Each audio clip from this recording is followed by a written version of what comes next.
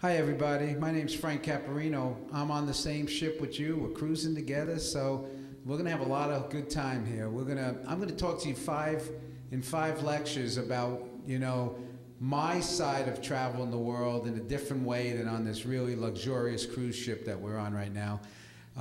First of all, I got to see the world over 30 countries by Navy gray ships. And the other part of it, you say, well, great, you were in the Navy. No, the exciting part of it was I was a civilian while doing it.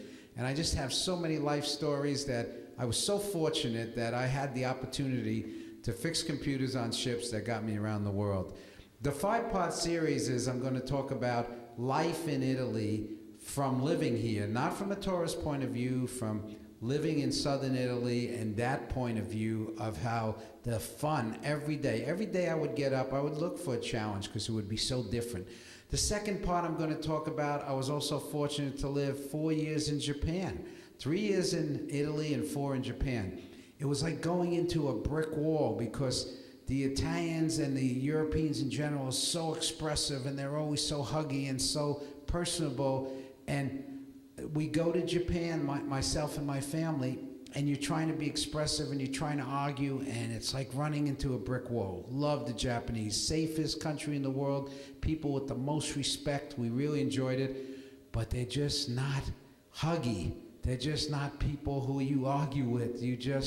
You have to bow and you have to learn that culture. So that was interesting. But in that one, we're going to have fun too, because then we're going to talk about sumo wrestling and all the excitement of that. And I'll tell you about, I really studied it and enjoyed it, and it was a lot of fun.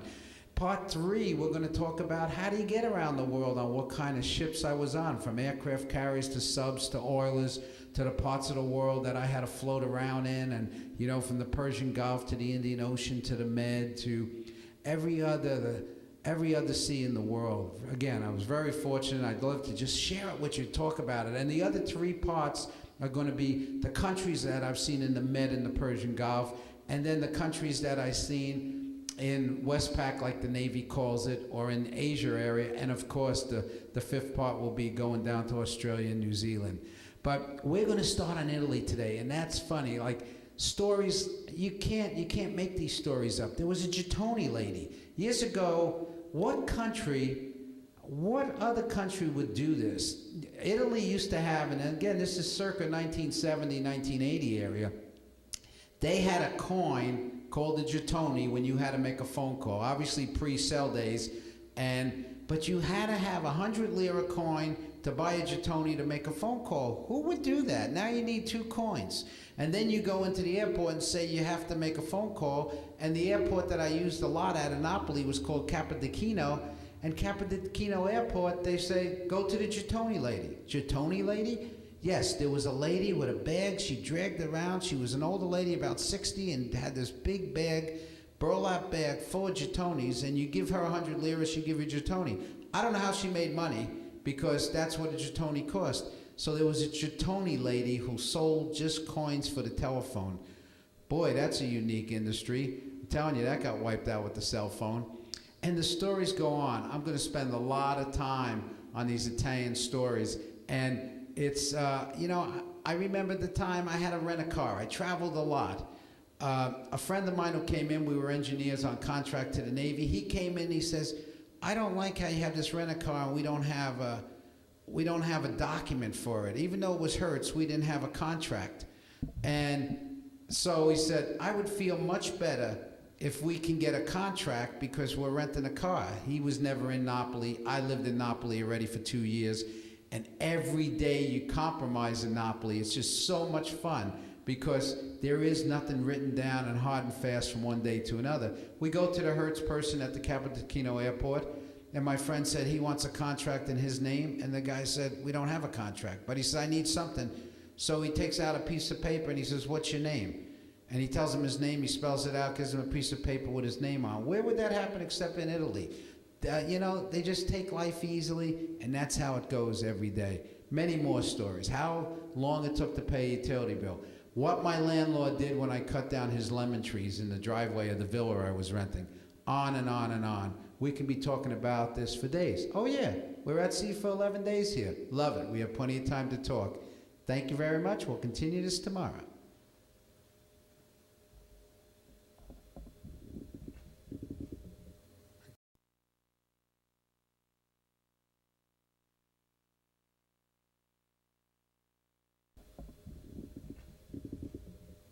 Good morning, fellow cruisers. This is Frank Caparino.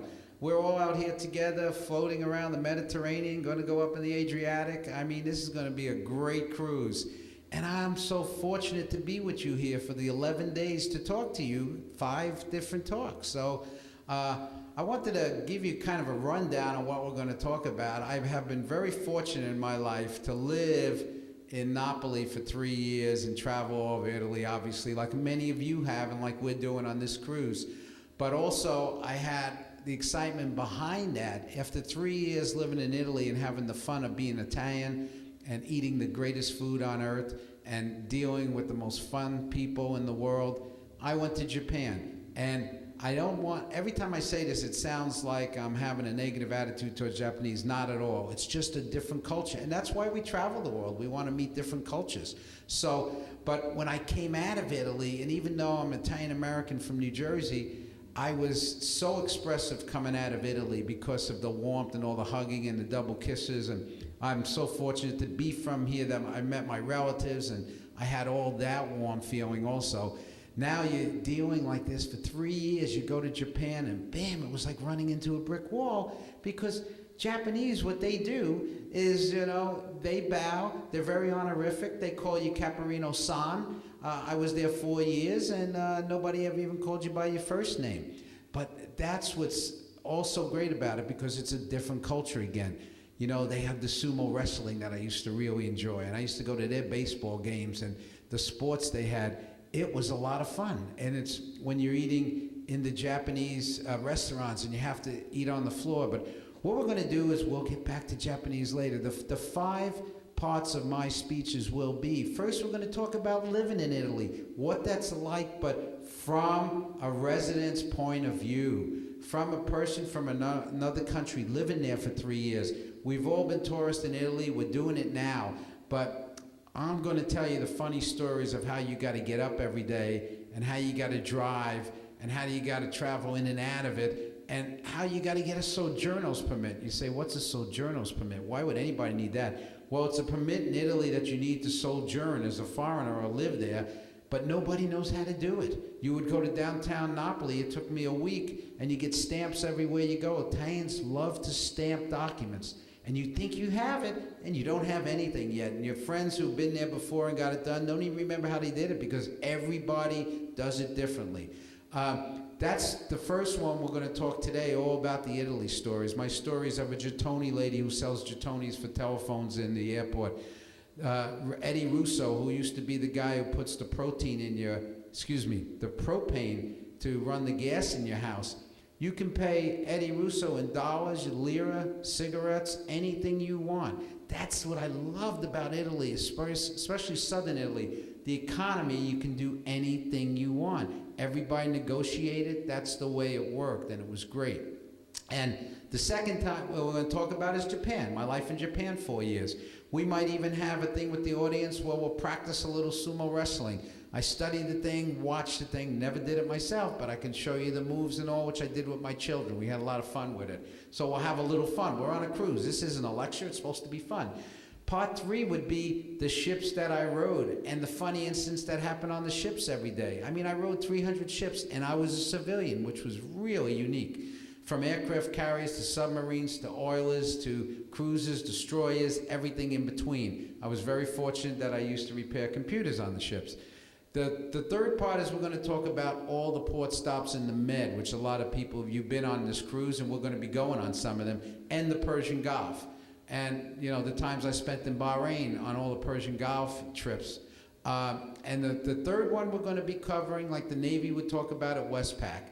We're going to talk about the Hong Kongs, the Singapores, the Thailands, and all those visits to that. And the 5th one is going to be, let's go down to the Down Under and New Zealand and Australia that I've been a couple times in my life. So those are the 5 parts we're going to talk about. We're going to have a lot of fun doing it. We're going to have interaction. And let me start now. Let's move back again to the Italy one. Okay, let's talk about, I'm going to go in detail on all the stories, and they were a riot every day of how my landlord told me in Italian that he's got poison in his gut for me. And why? What did I do? I cut the trees in the driveway of his villa. I had no idea that lemon trees were so close to Italians. I couldn't even get in and out of my car anymore. I had so many lemon trees growing on the driveway. So one day I just cut them all back. I didn't cut them down, I just trimmed them. He went into an Alpha state, went crazy, and he started screaming at me in Italian. My Italian wasn't that good, but I grabbed a couple words. I could hear stomach, something with the stomach. I had a person translate, and they said, "He's got poison in his gut for you." I said, "That doesn't sound good, does it?" "No, it doesn't." So I had to kind of, how do you wine and dine a landlord that's mad with you? You bring him gifts. Bring him some scotch, bring him some American products. Everybody was happy. Anyway, we're going to continue this tomorrow. We have a lot to do. We're all cruising together. We're having a great time.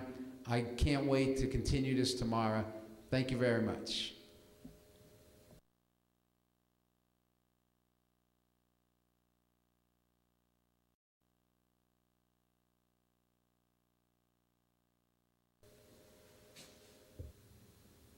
Hi, fellow cruisers. We're going to have fun here. We got 5 days to talk to you on this cruise about the travel. But you know, we're all travelers. You wouldn't be out here, or I wouldn't be out here if we weren't travelers, so I'm not telling you anything new. What I'm going to tell you about is I happen to be fortunate enough to live 3 years in Japan and 4 years in Italy. And the different part of it is that I traveled the world on Navy ships. Now you say, well, a lot of guys in the audience here and women in the audience here are part of the Navy. I wasn't in the Navy. That's what really makes it unique. I was a civilian repairing computers, but in my life I was able to ride 300 ships, very fortunate. So what we're gonna have is I wanna give you a talk that's related to how you look at Italy and how you look at Japan and other countries from living there. It's totally different than being a tourist, because every day you live in a society, now you gotta get up, you gotta figure out how to go to the post office, you gotta figure out how do you go to the utility company, how do you get things done. And then again, I had the connection with the military that made it kind of easy. I wasn't completely, like they would say, on the economy. I would be out there. I'd have the base to go to every day to get a lot of the stuff I need to buy and so forth. But I also, when you have to deal with your telephone, okay, telephone. Let's talk about telephone in Italy. I know I'm talking about circa 1980, but compare it to the United States in 1980. There was only 3 phones on my block of 10 villas. You can never get a 4th phone. There was only 3 there. If you want a phone in a villa in 1980, you move into one. So the phone company would never come out because they couldn't actually put any more lines. So when cells came, it really helped some of the cities in Italy to leapfrog up into the next technology. Then everybody had a phone. I want to talk about some of the life experiences I had in Italy. I laughed every day. Every day there was something funny about what you were doing.